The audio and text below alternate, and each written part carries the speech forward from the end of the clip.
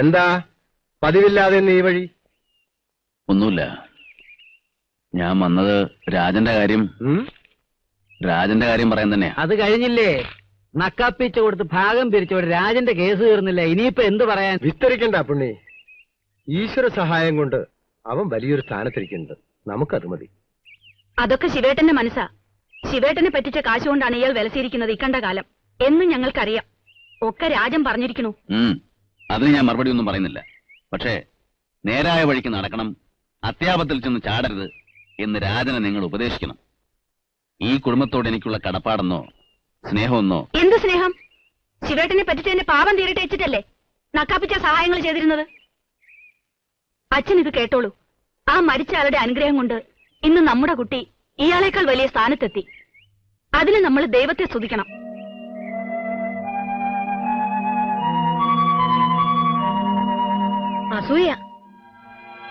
അസൂയക്ക് മരുന്നില്ല എന്ന് പറയും. രാജൻ നന്നാവണേലുള്ള അസൂയ അമ്മയും അച്ഛനും ഉണ്ടായിപ്പോയി. അല്ലെങ്കിൽ എനിക്ക് പറയാൻ അറിയാഞ്ഞിട്ടല്ല. എന്തോ നല്ല കാലം മാനം കെടാതെ ആ പെണ്ണ് രക്ഷപ്പെട്ടു. അത്രേ ഞാൻ പറയുന്നുള്ളൂ. അല്ലാന്ന് ഇയാളെന്റെ മുഖത്തോക്കി പറയട്ടെ. എന്താ ഇത്ര വേഗം പോകാൻ?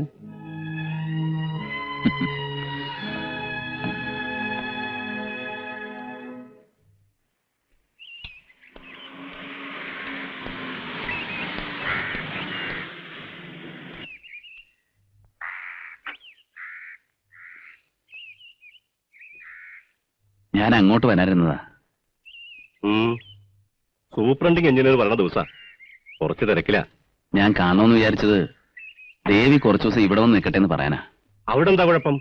കുഴപ്പമുണ്ടായിട്ടല്ല, രാജനായിട്ട് ചെറിയ അസ്വരം. അപ്പൊ എനിക്ക് തോന്നി. രാജന് തോന്നിയിട്ടില്ലല്ലോ. ദേവി ഇപ്പോ പണം വാങ്ങണ സമയമാണെന്നാ കേൾക്കണേ. നിങ്ങൾ അവിടുന്ന് പോന്നപ്പോൾ അവന്റെ ദേശവും തെളിഞ്ഞു എന്ന് തന്നെ പറയാം. ഈ സമയത്ത് ഒന്നും രണ്ടും പറയുന്നതിന്റെ പേരിൽ അവള് പോരണം, അത് കേസാവണം.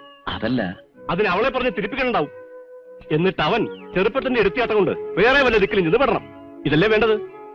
വേറൊരുത്തൻ നന്നാവണമെന്ന് കണ്ടാൽ സഹിക്കില്ല അല്ലേ? മനസ്സ് നന്നാവണം. മനസ്സ് നന്നാവണം. ഞാൻ പോണു, എനിക്ക് തിരക്കുണ്ട്.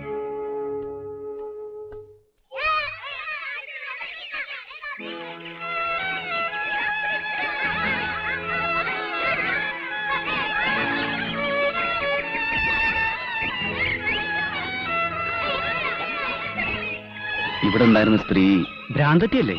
ചത്തു. 2 ആഴ്ചയായി. നാറ്റം സഹിക്കാതെ ആരോ ചെന്ന് നോക്കുമ്പോ അകത്ത് ചത്തു കിടക്കുന്നു. നിങ്ങള്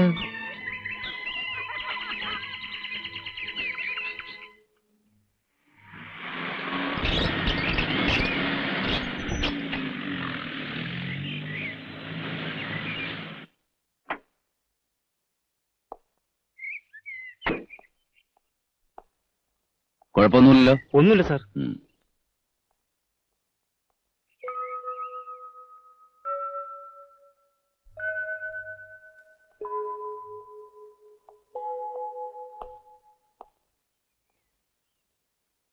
അച്ഛനെ ഒന്ന് അറിയിക്കണ്ടേ?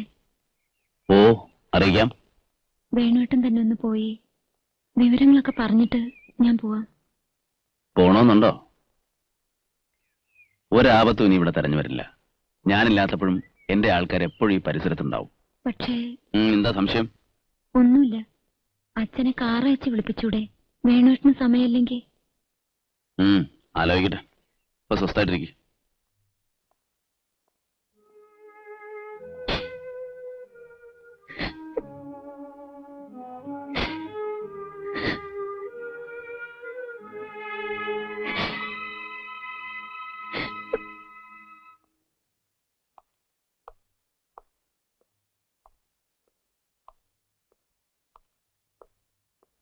Sit down, Mr. Nambiar.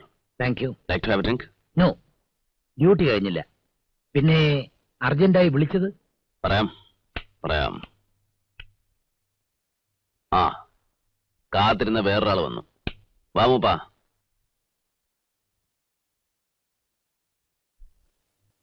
ഇതാരാന്ന് മൂപ്പൻ അറിയണ്ട. അറിഞ്ഞിടത്തോളം എല്ലാം ഇവിടെ പറഞ്ഞാൽ മതി. വല്ല റിവാർഡോ കാശോ കിട്ടുന്നെങ്കിൽ ഈ മൂപ്പന്റെ പേര് റെക്കമെൻഡ് ചെയ്യണം. മടിക്കാതെ പറഞ്ഞോളൂ മൂപ്പാ, ഞാൻ വരാം. ഭാഗ്യം. എല്ലാരും പറയുന്നത് ഭാഗ്യം. ഭാഗ്യം മാത്രമല്ല, ചോര നീരാക്കിയ അധ്വാനമുണ്ട്.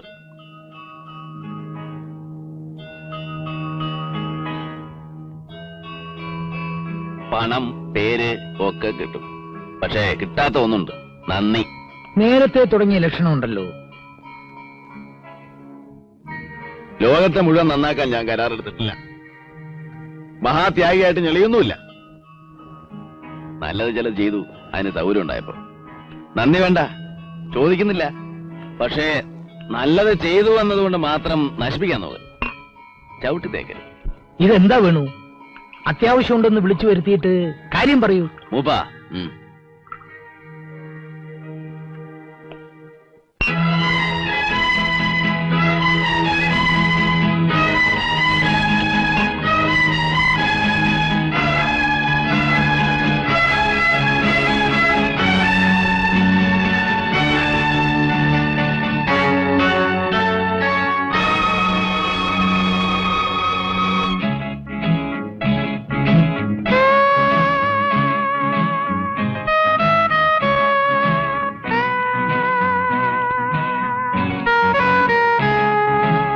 വെള്ളിക്കാശ് ഒറ്റ കൊടുത്തവൻ നീയാണടാ റാസ്കൽ, ഞാനല്ല. Venu, thank you Venu. ഇത് ബിഗ് ഗെയിമാണ്. സറണ്ടർ ചെയ്തിട്ടില്ലെങ്കിൽ ഷൂട്ട് ചെയ്യാൻ ഞങ്ങൾക്ക് ഓർഡറുണ്ട്. കടലിൽ എത്ര എണ്ണം കാഞ്ഞു പോയെന്ന് പത്രക്കാർ കൊടുക്കുന്ന ന്യൂസിൽ ഞങ്ങൾ പറയാറുമില്ല. Wish me luck. Good luck. Thank you Venu. റിവാർഡിനേക്കാൾ വലിയൊരു കാര്യം കിട്ടും എനിക്ക്, promotion. Thank you Venu. Thank you. Good luck. Wish me good luck.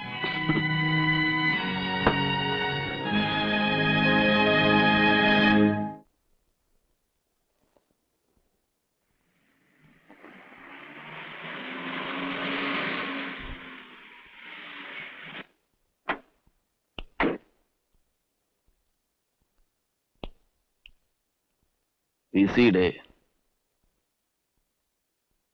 നാട്ടിലേക്ക് കാർ അയക്കാൻ പറഞ്ഞത്? നാട്ടിൽ ഞാൻ ഇന്നലെ തന്നെ പോയതായിരുന്നു. യാത്ര ഒരു സുഖമില്ല, അതുകൊണ്ട് വന്നപ്പോ ഒന്നും പറഞ്ഞില്ല. അച്ഛനെ കണ്ടില്ലേ? മകൾക്ക് മഹാഭാഗ്യം വന്ന സമയത്ത് മാറ്റി നിർത്തിയാൽ പുതിയ കുബേരന്റെ സ്വത്തുക്കൾ തട്ടിയെടുക്കാൻ രാജ്യത്തെ മറ്റു സുന്ദരിമാർ പടയായി വരില്ലേ? അച്ഛന്റെ സംശയം. മകന്റെ അതിസമ്പത്ത് കണ്ട് അസൂയ കൊണ്ട് ഞെളിപിരിക്കൊള്ളുന്ന ഒരുത്തനാണ് ഞാൻ. മറ്റേ വീട്ടുകാരുടെ കണ്ണിൽ രണ്ടിടത്തും പോയി ശകാരം വിഴുങ്ങി മിണ്ടാതെ തിരിച്ചു പോന്നു. സ്നേഹം, നന്മ, നന്ദി, ബന്ധം, ആദർശം. To hell with it. To hell with everything. മനസ്സിൽ വരച്ചെടുത്തതെല്ലാം വെറും മിഥ്യ.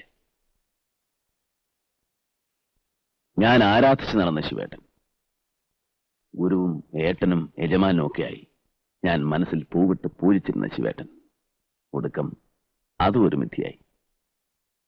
കള്ളക്കടത്തിലെ ഒരു കണ്ണിയായി പണം വന്ന് കുമിഞ്ഞപ്പോ ശിവേട്ടനും മാറി. ശിവേട്ടനോ? ശിവേട്ടനും. പണത്തിനല്ല ത്രില്ലിനാണെന്ന് പറഞ്ഞ് അതിൽ കയറിയ ശിവേട്ടനും മാറി. Poor bastard. എന്തും ശിവേട്ടന്റെ പേരിൽ ആണയിട്ടിരുന്ന് വേണുവേട്ടനാണോ ഈ പറയുന്നത്? അത് ആദ്യത്തെ ശിവേട്ടൻ. രണ്ടാം ജന്മം ആർക്കും അറിയില്ല. ഇലക്ട്രിക് ട്രെയിനിൽ നിന്ന് വീണ് മരിച്ചു എന്ന് കളവ് പറയാമെന്നത് ഞാൻ തന്നെ. മരിച്ചത്? പിടിച്ചടക്കലിന്റെ യുദ്ധം, പുതിയ പട്ടാണികളും പഴയ ദാദമാരും തമ്മിൽ. 3 കുത്തേറ്റ് ഇഴഞ്ഞു വന്ന് വീണ് മരിച്ചത് എന്റെ മുറിയിൽ എന്റെ മടിയിൽ തലവച്ചായിരുന്നു. വീട്ടിലറിയരുത്, ഒന്നും വീട്ടിലറിയരുത്. അതാണ് ആദ്യം കരഞ്ഞു പറഞ്ഞത്. ആസ്പത്രിയിൽ പോസ്റ്റ്മോർട്ടം നടക്കുമ്പോ ഞങ്ങൾ പുറത്ത് പിരിവെടുക്കുകയായിരുന്നു, ലക്ഷങ്ങളിട്ട് കളിച്ച ആളെ ദഹിപ്പിക്കാനുള്ള ചെലവിന്. കാശൊക്കെ എവിടെ പോയി? ആർക്കറിയാം. എന്റെ കമ്പനി മുതലാളി ദയതോന്നെത്തുന്ന 6 മാസത്തെ ശമ്പളം കൊണ്ട് നഗരം വിടുമ്പോ കഴിയുമെങ്കിൽ വല്ലതും ചെയ്യ് എന്ന് ശിവേട്ടൻ പറഞ്ഞ 2 ബാധ്യതകളായിരുന്നു മനസ്സിൽ. ഒന്ന് ഇവിടത്തെ കുടുംബം, മറ്റത് ധാരാവിയിലെ ഒരു ഇടുങ്ങിയ വീട്ടിലെ തമിഴത്തിയും 2 കുട്ടികളും. അത് എനിക്കും അറിയാത്ത വേറൊരു കുടുംബം. അവർക്കും സ്ഥിരമായി ഞാൻ ചെലവിനയക്കുന്നുണ്ട്. വേണോട്ടാ, ഞാനെന്ത് ചെയ്യണം? അവനിപ്പോൾ മഹാശക്തനല്ലേ, അപ്പോ ഒരു കുറ്റബോധവുമില്ലാതെ തന്നെ എനിക്ക് പിടിച്ചെടുക്കാം. നിനക്ക് ഞാനില്ലേ? നാളെ പത്രങ്ങളിൽ വാർത്ത വലുതായി കാണുമ്പോഴാണ് മകന്റെ മഹാഭാഗ്യത്തിന്റെ ശരിക്കുള്ള ചിത്രം വീട്ടുകാരറിയുന്നത്. അറിയണം, അവരറിയണം. എന്താ എന്താ വേണോട്ടാ, ഇതെന്ത് ബിസിനസ്സാണ്? പൊന്ന്, മയക്കുമരുന്ന് എന്തൊക്കെയാണെന്ന് ആർക്കറിയാം. വേശ്യത്തെരുവിൽ സ്വന്തം ഗുണ്ടകളെ നിർത്തി പിരിവ് നടത്തുന്നത് കൂടി ഈ ബഡാസാബ്മാരുടെ ബിസിനസ്സിൽ പെടും. കയറ്റിലാണോ ഇറക്കലാണോ എന്ന് ആര് കണ്ടു? സ്പീഡ് ബോട്ടും റിപ്പീറ്റർ റൈഫിളുമായി പക്ഷേ കസ്റ്റംസുകാർ സ്വീകരിക്കാനുണ്ടാവും ഇന്ന് രാത്രി. രാജേട്ടനുണ്ടോ? രാജേട്ടന് എന്തെങ്കിലും പറ്റുമോ? പറ്റും, കൂട്ടത്തിലുണ്ടെങ്കിൽ. അയ്യോ, അത് പാവം നാരായണൻ മാഷ മോൻ രാജനല്ലേ എന്ന് പറഞ്ഞ് വേദനിപ്പിക്കാതെ ഉമ്മ വെച്ച് തിരിച്ചു പോകുമൊന്നുമില്ലല്ലോ വെടിയുണ്ടാ. പറയല്ലേ വേണോട്ടാ, അങ്ങനെ പറയല്ലേ. ഒരിക്കൽ ഞാൻ ഉപദേശിച്ചു നീ കേട്ടിട്ടുണ്ടല്ലോ. വേണ്ട വേണ്ട വേണോട്ടാ, വേണ്ട. നിശ്ചയിക്കേണ്ടത് ഞാനല്ല. കള്ളക്കടത്തുകാരും കസ്റ്റംസുകാരും തമ്മിലുള്ള യുദ്ധത്തിൽ ഈ ഞാനില്ല. കഴിഞ്ഞു. ഒരു പേടി സ്വപ്നം മിക്കവാറും കഴിഞ്ഞു എന്ന് കരുതി സമാധാനമായിരിക്കൂ. ഒന്നുകിൽ ജയിൽ, അല്ലെങ്കിൽ കടലിലൊരു ശവം. അവസാനം അതാണ്. ദുഷ്ട, ശവം തന്നെ വേണമെന്ന് പറഞ്ഞിട്ടുണ്ടാവും അല്ലേ? പരമദുഷ്ടൻ.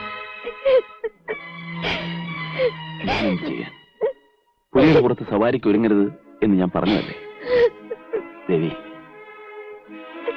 അവന്റെ കാര്യം വിട്. എന്തു വന്നാലും അതൊരു ഫേറ്റാണെന്ന് കരുതിക്കോളൂ. അങ്ങനെ സമാധാനിക്കണം, അല്ലാതെ എന്ത് ചെയ്യാൻ? രാജേട്ടന് ഒരാപത്തും വരരുത്, ഞാനാ പറയുന്നത്. വേണോട്ടം വിചാരിച്ച രക്ഷിക്കാൻ പറ്റും. എനിക്കറിയാം. വേണോട്ടം വേണ്ടെന്ന് വെച്ചിട്ടാണ്. പറയൂ, കഴിയുന്നു പറയൂ. ദേവി, എന്റെ കാര്യം മാത്രമല്ല വേണോട്ട, ഞാൻ എന്തെങ്കിലും വയറ്റിൽ കിടക്കുന്ന എന്റെ കുഞ്ഞ് അച്ഛനെ പറ്റി ചോദിച്ചാ ഞാൻ എന്ത് പറയും വേണോട്ട?